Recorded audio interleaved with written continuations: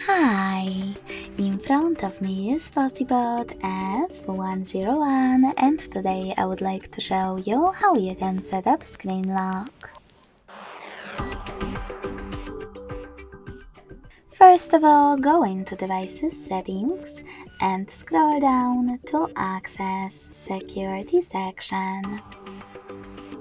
Now scroll down again, click on Screen Lock and tap on one of the login methods: pattern, PIN or password. Finally, you get to create it. Tap on Next at the bottom right corner and repeat it in order to confirm it. Then select Confirm. Now you need to answer this question by clicking on one of the available options. What do you want the lock screen to display? Show all notification content? Show sensitive content only when unlocked? Or don't show notifications at all?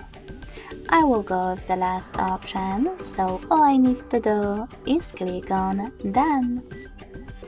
Finally, when I switch off my screen, then turn it back on, I can see that pattern is now required.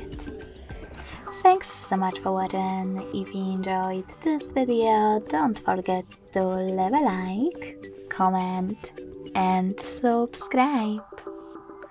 Bye!